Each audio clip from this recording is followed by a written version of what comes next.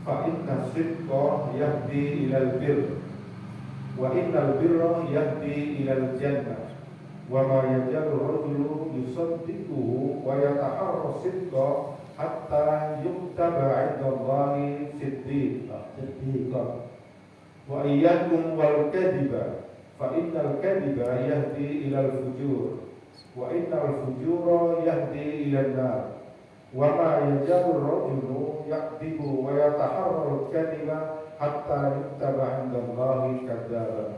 Hadis ini diriwayatkan oleh Bukhari dan Muslim, muttafaqun alaih. Kita yang pertama hadis dari Ibnu Mas'ud. Ibnu Mas'ud ya, sekali lagi kita bilang sambil kita mengenal tokoh-tokoh perawi hadis. Siapa itu Ibnu Mas'ud? Kalau ada Ibnu berarti adalah anak. Ingat kalau secara bahasa Ibnu itu anak Mas'ud, Ibnu Mas'ud. Kalau Abu Thalib bapaknya, kalau Abu Hurairah nanti ada lagi. Ibnu Mas'ud adalah anaknya Mas'ud. Siapa itu Ibnu Mas'ud? Namanya sebenarnya siapa? Nanti kita tahu ya. Ibnu Mas'ud ya.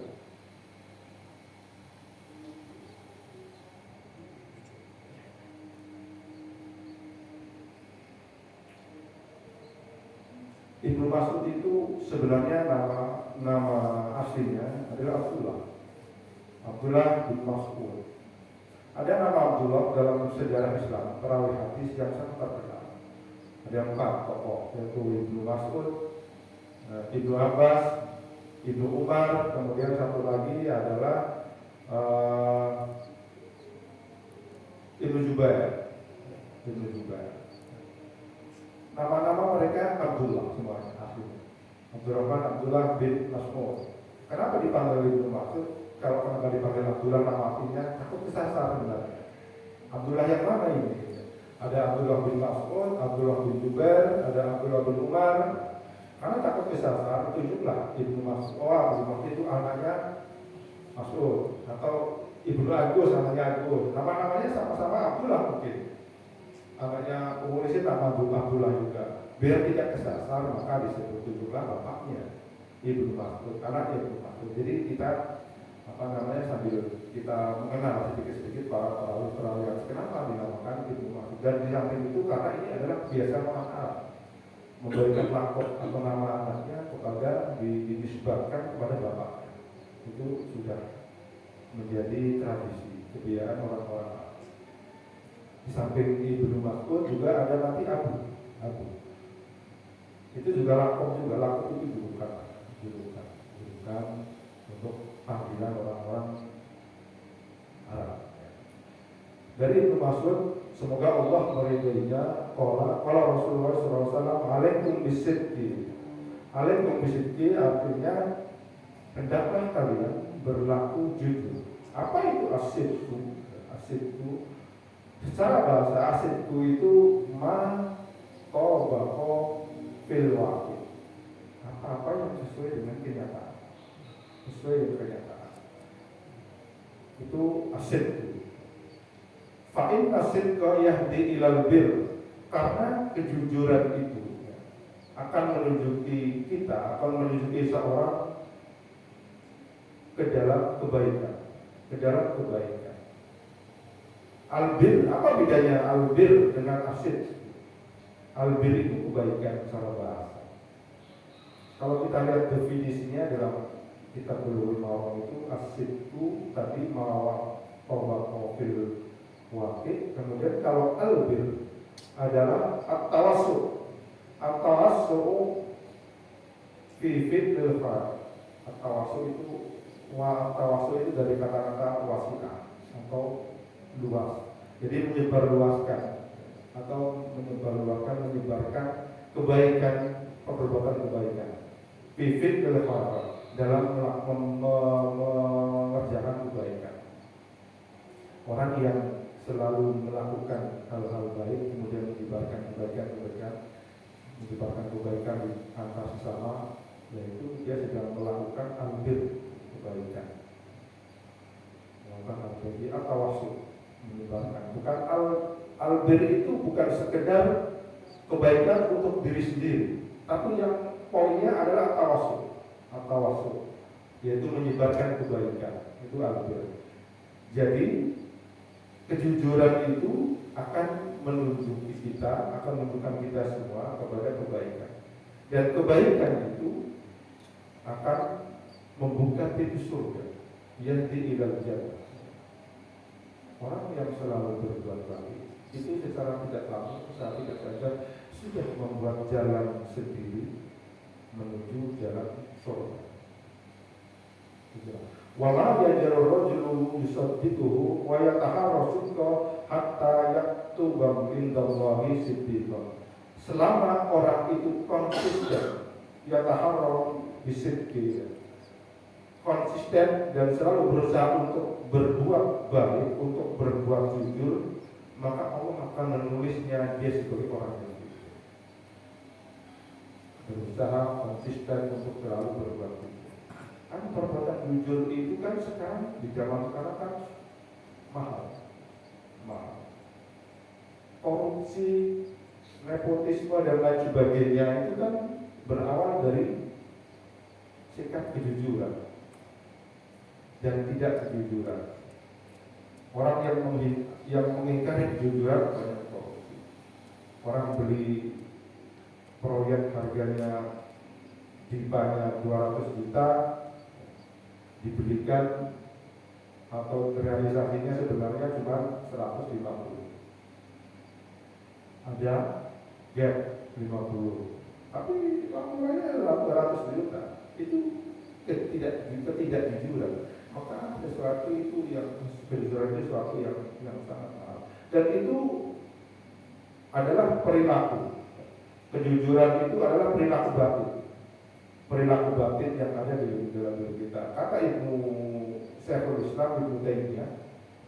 Nah ini lagi. Kenapa dalam kajian Islam disebut Syekhul Islam? Syekh itu adalah orang tua. Jadi kalau kita sebut dalam buku-buku keislaman itu ada Syekhul Islam. Syekhul Islam itu sebenarnya nama julukan juga di abad pertengahan, abad klasik dan pertengahan dalam sejarah Islam. Ditujukan kepada beliau. Kalau kita kenal sesepuh dalam pemikiran Islam, sesepuh dalam pemikiran Islam, Syekhul Islam. Nah, dan ini dulu ketika dinasti Utsmaniyah itu menjadi gelar atau Syekhul Islam itu menjadi gelar para pejabat-pejabat, para mufti yang memberikan fatwa-fatwa tentang keagamaan. Itu dia dijuluki Syekhul Islam. Nah, Ibnu Taimiyah juga sama, dijuluki Syekhul Islam Ibnu Taimiyah. Tapi ketika kita membaca buku-buku tentang sejarah Islam, kemudian tentang pemikiran Islam, di situ sering disebut Syekhul Islam. Syekhul Islam itu kebanyakan merujuknya kepada Ibnu Taimiyah. Kenapa begitu? Karena itu yang banyak dirujuk sebenarnya. Tapi sebenarnya bukan Ibnu Taimiyah saja. Ibnu Taimiyah itu banyak. Syekhul Islam, kami sesepuh Islam, pemikir Islam pada zaman abad klasik dan pertengahan.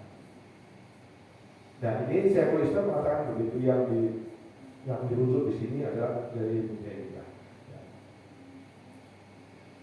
Jadi orang yang selalu konsisten untuk kembali mengerjakan kejujuran, melakukan perbuatan jujur itu, kata Syekhul Islam, beranjak dari perilaku hati pertama, perilaku hati.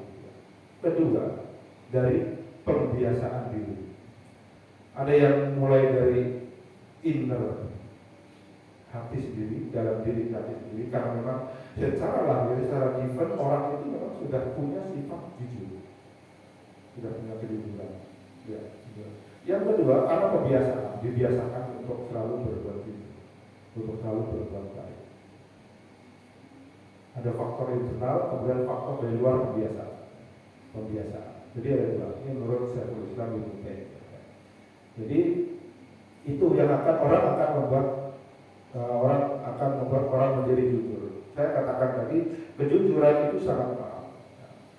sangat mahal, dan itu menjadi sesuatu yang jarang di zaman sekarang, terutama menghinggapi para pejabat-pejabat kita, para tokoh-tokoh kita, dari mulai yang kecil sampai yang besar di atas.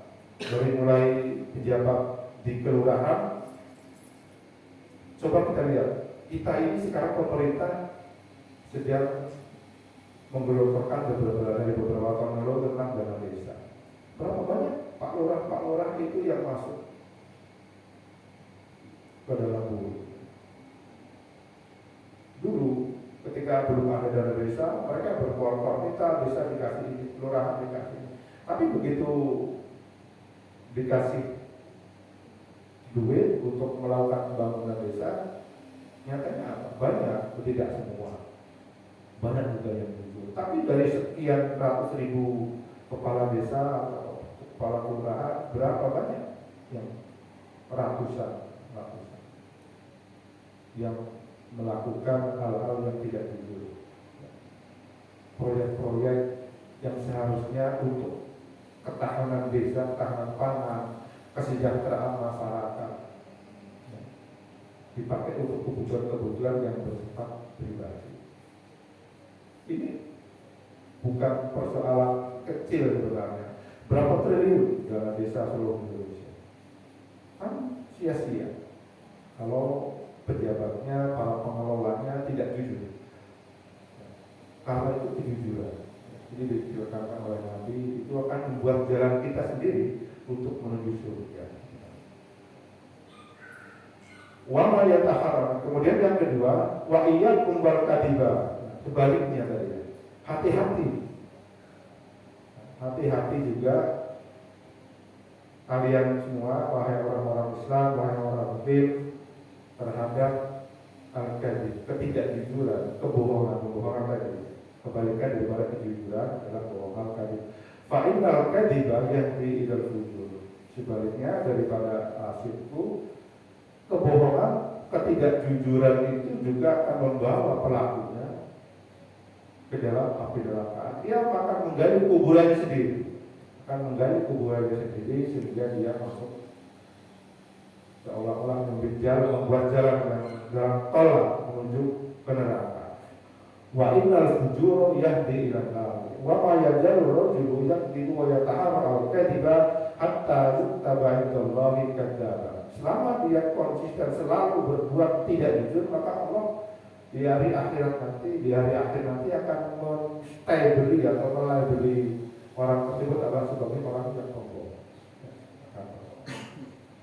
Jadi sama, kebaikan dari dan kejujuran itu dua sisi mata uang yang berbeda. Mana yang akan kita pilih? Apa itu kejujuran atau ketidakjujuran? Dan ini kejujuran, kebaikan itu di dalam Al-Quran juga banyak. Karena ini sebenarnya memang sifat dari manusia itu sendiri. Mana yang akan kita pilih? Kebaikan atau keburukan? Itu tentang kejujuran. Ada lagi yang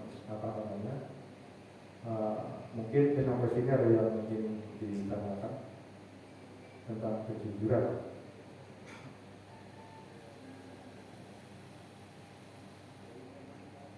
Kejujuran hak mungkin hak walau karena murah itu.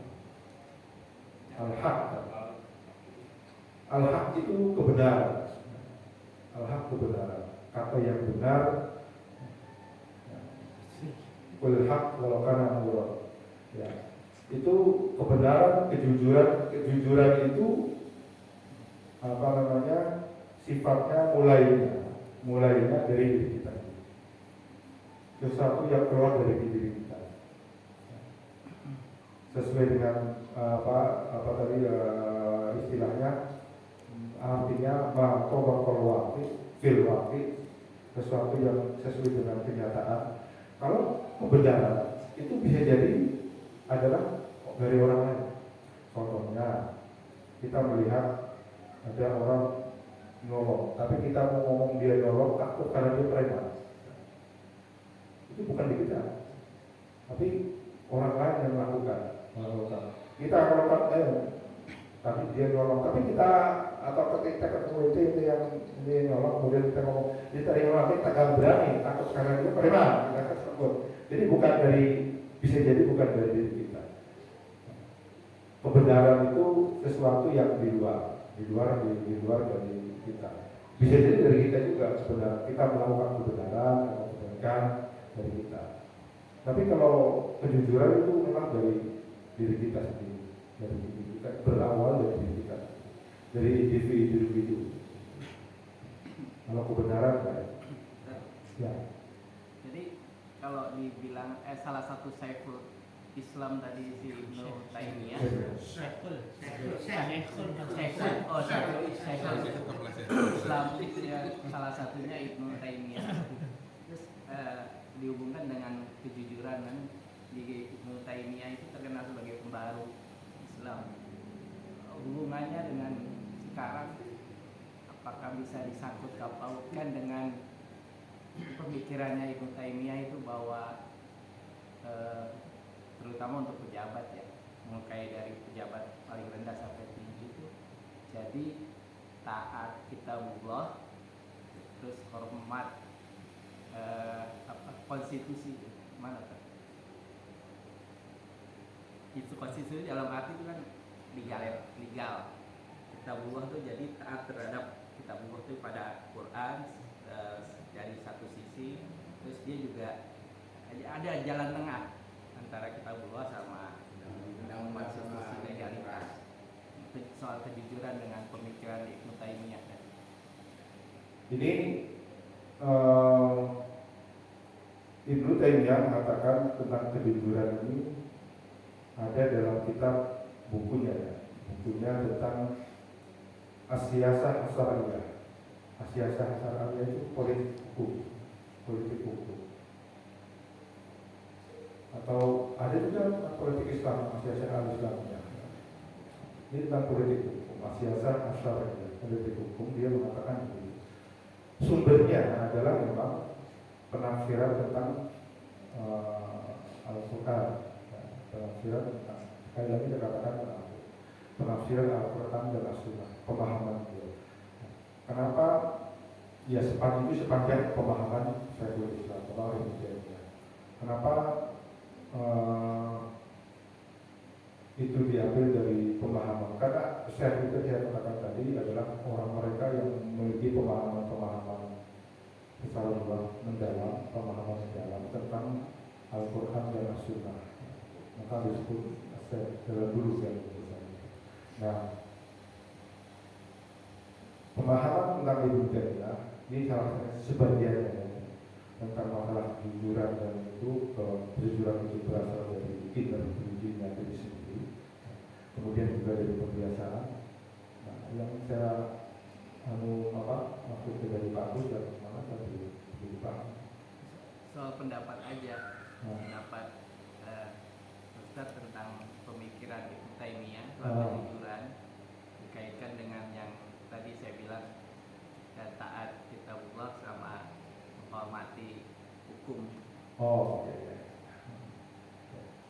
Jadi itu ya, Ibnu Taimiyah ini pemahaman. Syekhul Islam itu julukan yang diberikan kepada orang yang memiliki pemahaman secara mendalam tentang Al-Quran dan As-Sunnah. Nah, sepanjang pemahaman beliau tentang asyidku, kemudian al-birru, ya, itu dikatakan tadi bahwa asyidku itu berasal dari inner dirinya. Nah, ini ada di dalam kitab As-Siyasah As-Syar'iyyah, politik hukum. Nah, Ibnu Taimiyah ini juga di samping sebagai seorang yang memiliki pemahaman yang panjang dan panjang yang mendalam tentang masalah fikih, beliau juga seorang ahli filsafat. Banyak bukunya. Dan beliau sangat ada pemikiran yang tidak setuju dengan Imam Al-Ghazali. Imam Al-Ghazali itu dikatakan oleh Ibnu Taimiyah itu pemikirannya membuat kita ini jumud.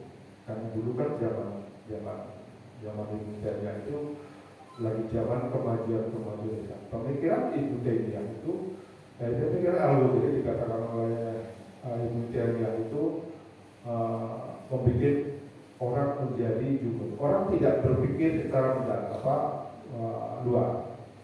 Itu ada dulu Ibnu Taimiyah itu Imam Ghazali mengarang buku tentang Tahaffudzul Falasifah. Tahaffudzul Falasifah itu buku tentang kritikan Imam Al-Ghazali terhadap para ahli filsafat Islam. Karena filsafat ini kembali ke pemikiran zaman pertengahan dan lalu.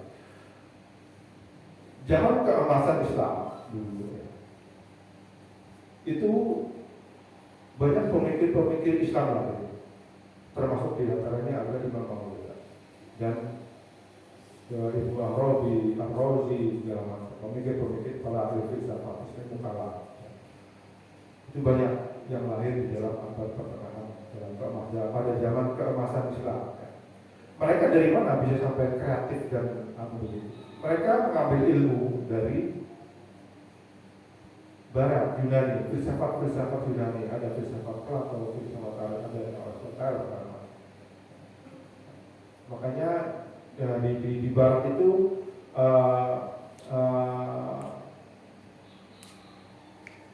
kalau orang panggil Ibnu Sina namanya Avicenna. Itu dikenal dari pemikiran. Kemudian ada Ibnu Rus, Averroes.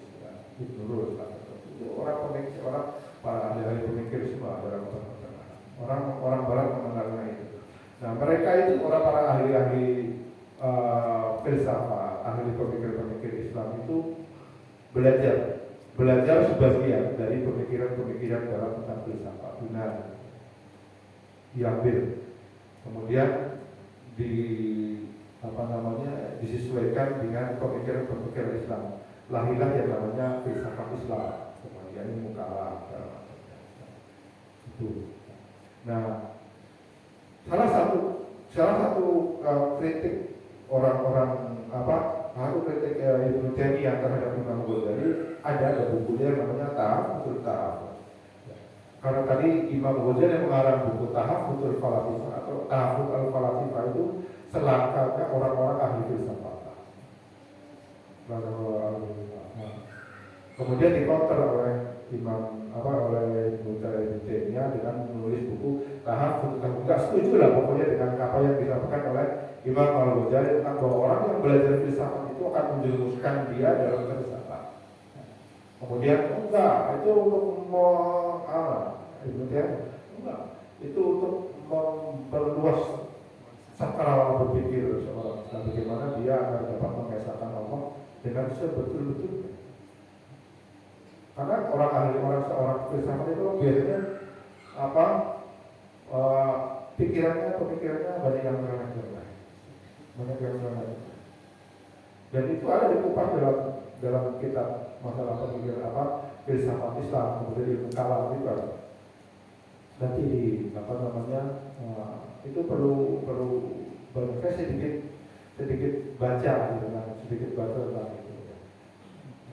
Jadi itu salah satu pemikiran kenapa, dan itu bagi mereka, bagi para tokoh-tokoh, para ulama zaman dahulu, zaman kemajuan keemasan itu, perbedaan pendapat itu biasa-biasa saja.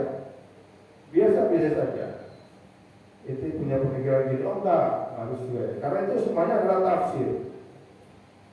tafsir tentang Al-Quran dan As-Sunnah.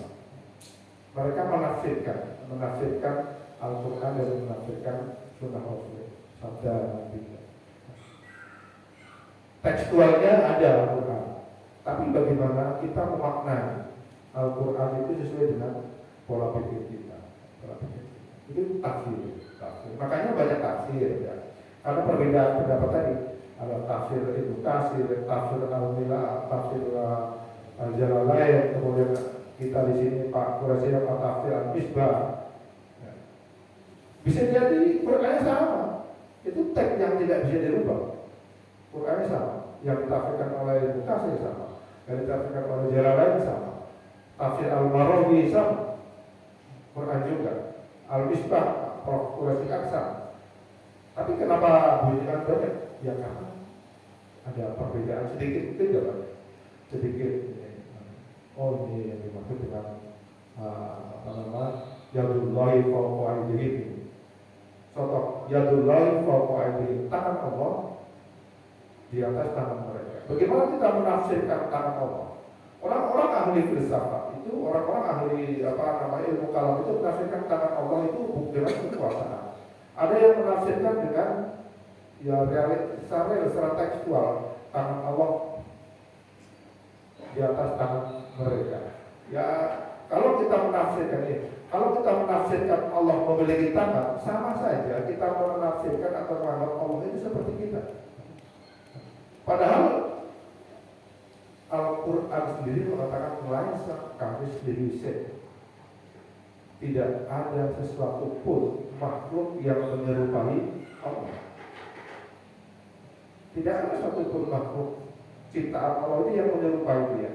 Laisa kamitslihi syai'. Nah, tapi di dalam Al-Quran ya betul. Kalau kita menafsirkan atau mengartikan tangan, berarti sama saja Allah mungkin dalam pemikiran dia Allah memiliki tangan seperti kita. Ya, Allah memiliki tangan seperti makhluk-makhluk lain. Nah, karena itulah bagaimana yad itu ditafsirkan secara kontekstual. Ada yang mengartikan yadullah yadun itu adalah kekuasaan. Kekuasaan Allah itu di atas kekuasaan makhluk semua. Itu tafsir. Tapi teksnya tetap sama, kita baca yadullahi fawqa aydihim. Teksnya tidak berubah, tapi tafsirnya itu yang berbeda-beda. Maka timbulan banyak tafsir. Jadi ketika kita belajar tafsir Al-Quran, ya banyak belajar banyak. Jangan menganggap bahwa ketika kita mempelajari satu tafsir, ya, kemudian kita mulai ini kan begini, harus begini. Enggak, ya itu menurut tafsirnya ini. Ini kan harus begini. Ya, kita menurutnya ini. Contoh lagi. Perbedaan-perbedaan ini yang ada dalam perbedaan pendapat yang ada dalam Islam ini sudah jauh, sudah lama. Nah, sudah lama. Nah. Maka ada banyak ahli fikih, para ahli fikih, para imam-imam, ada Imam Ahmad, Imam Hanbal, ya, kemudian Imam Syafi'i dan lain sebagainya. Itu kan paling terakhir abad 200 Hijriah. Artinya perbedaan pendapat terhadap penafsiran Al-Quran dan As-Sunnah itu sudah ada sebenarnya sejak masa tabi'in. Itu udah 1500 tahun yang lalu. Contoh, salah satu contoh. Pendapat para imam, As-Syafi'i, kemudian Maliki, Hanafi, Ibnu Hanbal, itu kan terakhir itu kan para imam itu kan terakhir 200 Hijriah. Itu artinya 1.200 tahun yang lalu. Itu sudah ada contohnya bagaimana menafsirkan orang yang berpendapat menafsirkan tentang sunnah Rasul inna raf'as sawti di salah satu contohnya. Inna raf'as sawti inda ba'dal salatil maktubah kana fi ahdi Rasulillah sallallahu alaihi wasallam. Itu tak salah. Salah satu yang banyak menimbulkan perbedaan pendapat, ya. Bahwa inna raf'as sawti, bahwa mengangkat suara. Ini hadisnya sahih Bukhari Muslim. Inna raf'as sawti, bahwa sesungguhnya mengangkat suara. Bidikri dengan mengucapkan zikir. Itu sudah ada karena fi ahdi Rasulullah. Itu sudah ada semenjak zaman Rasulullah. Ini hadis saudara. Tapi kemudian para ulama itu banyak berkata, nggak boleh. Karena ada Al-Quran bahwa mengatakan bahwa ud'ullaha tadarruan wa khifatan, ya. Itu kan. Nggak boleh begitu. Al-Quran mengatakan bahwa berdoalah kepada Allah dengan penuh rendah hati dan dengan suara yang tinggi. Nggak boleh. Jadi orang mau berzikir, zikir setelah sholat itu nggak boleh keras, nggak boleh dengan suara keras. Padahal hadisnya bunyi inna as-sawti bidzikri indal maktubati kana fi ahdi Rasulillah sallallahu alaihi wasallam, bahwa mengangkat suara dengan zikir setelah sholat maktubah rakaat itu sudah ada semenjak zaman Rasulullah. Ini hadis dari Ibnu Mas'ud. Ibnu Abbas. Dari Ibnu Abbas. Dan Ibnu Abbas mengatakan, saya tahu bahwa sholat itu selesai karena mendengar suara pada berzikir. Tapi orang mengatakan, ada nggak boleh karena orang hadis Al-Qur'annya Allah berdoa kepada Allah dengan penuh rendah hati dan khidmat. Allah itu adalah berdoa. Berdoa dengan berpikir kan beda. Tapi orang tetap gagal. Nah, itu semua para ulama berpendapat itu semua. Maka Imam Syafi'i mengambil jalan tengah. Jalan tengah salah satunya pendapat Imam Syafi'i ini kan 1200 tahun yang lalu, tapi masih menjadi persoalan sampai sekarang. Banyak yang nggak boleh melakukan itu. Mereka dulu biasa saja sesuai dengan keadaan mereka melakukan zikir. Kalau memang zikirnya itu ada dulu ya, kenapa Rasulullah Shallallahu Alaihi Wasallam zikir dengan suara jah? Itu untuk mengajari jamaah. Nah, kan para sahabat di samping orang yang sudah lama Islamnya, as-sabiqul awwalun, orang yang ikut dari hijrah dari Makkah ke Madinah, juga terdapat atau banyak dari para pemeluk baru yang ketika di Madinah itu baru masuk Islam. Jadi sambil mengajari orang-orang untuk berzikir setelah sholat, maka diangkat suaranya, oh zikirnya begini, yang dibaca itu ini, orang biar paham. Orang itu biar paham, oh yang dibaca ini oleh Rasulullah SAW. Jadi orang-orang yang para jamaahnya yang makmumnya yang tadinya tidak tahu bagaimana cara berzikir setelah sholat menjadi tahu. Kalau dilakukan secara terus-menerus indah ba'dal maktubah, setelah sholat maktubah wajib itu, mereka kan kena lama-lama menjadi malam, menjadi suatu yang tertanam di memori terus. Itu satu. Yang kedua, kalau kita belajar di pesantren, itu pasti baik itu pesantren salafi atau pesantren modern, pesantren yang tradisional, itu pasti dengan suara jalan. Karena apa? Lingkungan pesantren itu adalah lingkungan pembelajaran. Ini baik di pesantren modern atau pesantren salaf. Itu pasti karena lingkungannya lingkungan pembelajaran semua. Maka di agar mereka itu, dan itu tidak banyak diajarkan yang begitu-begitu di kelas tidak. Tapi karena keseharian, itulah yang namanya pendidikan karakter. Di dalam pesantren itu pendidikan karakter. Jadi ajaran-ajaran itu tidak melulu di buku begini di kelas, ini kan sebentar waktunya.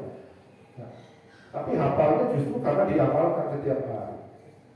Itu mereka menjadi hafal. Gitu. Nah sekarang bagaimana kalau kita di jamaah seperti biasa begini di masjid inilah. Orang yang tidak setuju dengan zikir jahar mengatakan bahwa itu mengganggu orang yang al-masbuk, pendapat mereka. Orang yang masbuk, orang yang telat sholat, telat datangnya. Nah, yang satu. Ya. Kedua, orang sekarang katanya sudah pintar-pintar, mereka doa begitu sendiri-sendiri, gitu. Itu alasannya. Itu banyak kan.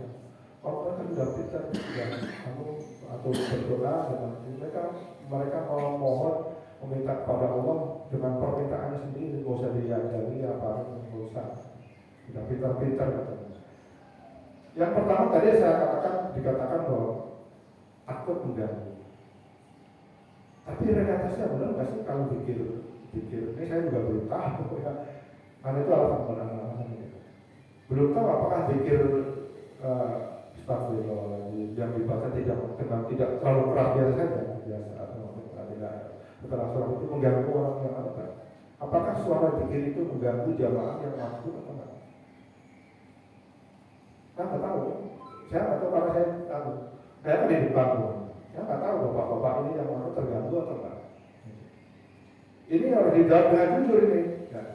Dengan jujur enggak. Kalau itu mengganggu memang ya imam harus memelangkan. Tapi ada yang konsisten harus dibaca dengan jahar, kenapa? Tapi jaharnya kan bukan seperti teriak-teriak yang kita bayangkan, enggak. Kan jaharnya biasa. Terdengar itu saja, terdengar gitu. Ya. Kenapa imam itu membacakan itu? Itu tadi jamaah ini kan tidak semuanya pintar-pintar. Mungkin ada orang yang kata bapak apa? Mungkin ada anak-anak yang ikut jamaah, ada orang yang baru ya, ikut ini. Maka imam ini sebagai tanggung jawab moral. Imam itu punya tanggung jawab moral kepada makmum untuk sedikit mengajari bagaimana cara berpikir terhadap jamaah. Kalau itu mengganggu ya sudah diam saja. Makanya bapak ini harus kompak. Yang dikirim jangan kan mengganggu. Ya itu kan harus harus menuruti. Musa pakai doa bersama karena saya sudah bisa dalam doa sendiri. Saya sudah bisa sendiri, sudah bisa punya permohonan kepada Allah sendiri. Ya nggak apa-apa, Musa ini doanya gitu, tidak masalah. Doa tidak masalah karena itu bukan ibadah yang harus, bukan ibadah makruh seperti sholat, bukan. Anda mau berdoa, mau tidak, mau zikir, mau tidak, masih itu terserah makruh. Tapi itu ya, pendapat sengketa itu, ya, perbedaan itu sampai sekarang masih ada. Padahal itu 1200 tahun yang lalu. Tapi sekarang masih ada yang kayak harus nggak boleh. Ya, kalau dulu kan gue tanya, nggak boleh ya sudah. Misalnya kalau ada yang jahat, kalau yang ngomong, tapi karena baru masing-masing ingin jadi ya. Yang jelas imam itu sebenarnya punya tanggung jawab moral untuk mengajari makmumnya. Makanya ada sebagian ini salah dengar ya. Siapa tahu di jamaahnya tidak semua. Kemudian berdoa, memimpin doa imam. Ada yang tahu, ada yang mengamini, ada yang tidak. Dan tidak masalah itu nggak mengamini tidak dosa. Anda mengamini, alhamdulillah. Tidak mengamini, tidak dosa. Jadi itu berbeda-beda tidak masalah. Jadi jangan menjadi keributan. Tapi itu kan dipelihara sampai sekarang. Bapak tahu apa yang dibaca oleh Pak Suheri ketika doa? Allahumma yang umum ya. Baca korban atina fid dunya hasanah itu kan doa untuk kita semua. Semuanya Allahumma ighfir lana wa li walidayna warhamhuma kama rabbayana saghira. Ya Allah, ampunilah salah kami. Lana itu kan bukan Allahumma ighfirli. Kalau imam baca berdoa bersama, baca Allahumma ighfirli jangan lagi. Karena dia berdiri sendiri. Allahumma ighfirli wa li walidayna warhamhuma kama rabbayana saghira. Ya itu berdiri sendiri. Makanya harus dirubah, harus tahu nahu ya. Harus tahu nahu sama yang dulu ya. Tahu nahu, korok, minimal. Kalau doa itu bukan buat diri sendiri, tidak egois. Buat bersama-sama Allah maghfir lana wa li walidayna, dirubah terakhirnya. Linya dirubah lah. Allah maghfir lana wa li walidayna warhamhuma kama rabbayana saghira. Boleh rabbayana saghira atau Robayan Sigoro. Itu sama halnya ketika ada yang membaca ayat suci Al-Quran, ada sebagian jamaah juga bilang Allah gitu, padahal di dalam Quran itu juga nggak selalu harus disaut dengan Allah itu ya. Iya, karena kalau misalnya itu bahkan musyrikin gitu, masa kita iya, Allah gitu. Allah itu sebenarnya penekanan bahwa apa yang dibaca itu adalah firman Allah. Itu saja. Ya. Jadi itu perbedaan. Itu 1400 tahunan enggak. Makanya ada pendapat Imam Syafi'i, Imam Muhammad itu kan tahun 2000 gitu ya. Dan itu sudah jadi masalah. Jangan dibeliau. Jangan di. Nah, kalau umpamanya ini saya bisa di sini baca tidak boleh. Tidak apa. Kalau bapak-bapak tidak mengamini tidak apa. Saya bacanya kekerasan umpamanya bilang Pak yang keras-keras nggak bisa. Ada masalah itu di karena itu memang tadi yang saya katakan tadi perbedaan tafsir. Allah berdoa kepada Allah, tadarruan wa khifatan, berdoa kepada ini dari umumnya. Dari Al-Quran itu berdoa kepada Allah dengan penuh rendah hati dan suara yang lembut. Jangan berdoa keras-keras, ya Allah, bukan titik tangan, ya Allah teriak-teriak. Kalau kau tidak memenangkan pemilihan ini, kemudian maka tidak ada lagi yang akan menyembah kau di bumi ini. Memang minyak Islam itu kamu doa.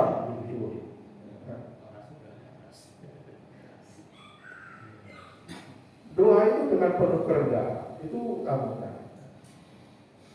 penuh kerendahan hati kepada Allah. Bahwa kita ini menghadap Allah yang Maha Tahu. Tidak teriak pun sebenarnya tahu. Allah itu aqrabu min hablil warid. Lebih dekat daripada umat leher kita. Sebelum diucapkan terdetik dalam hati Allah tidak tahu. Kenapa harus diucapkan? Penekanan bahwa kita ini benar-benar meminta kepada Allah dengan penuh kerendahan. Jadi perbedaan itu antara tafsir Al-Quran kemudian tafsir As-Sunnah dan bertentangan dong. Enggak lah. Kan cara tadi bahwa Nabi itu mengajari orang yang belum tahu. Dan siapa tahu juga di antara jemaah yang jadi makmum ini juga disampaikan udah pintar-pintar, udah bisa berdoa sendiri. Ada yang belum tahu, jadi nanti ternyata setelah sholat itu baca zikirnya begini. Tapi kalau bapak-bapak udah pintar, ya boleh. Tapi imamnya saya bilang kepada dia usah. Kayaknya lagi rame diskusi ya. Jadi nambah ilmu lah gitu ya. Ya boleh. Salam dulu, assalamualaikum warahmatullahi Waalaikumsalam. Sebenarnya banyak yang ingin saya sampaikan waktu ya. Jadi yang pertama kaitannya dengan berhakok dengan sidqi. Jadi kalau yang tadi katakan Pak itu hak itu adalah kaitan dengan hukum Allah dan Rasul.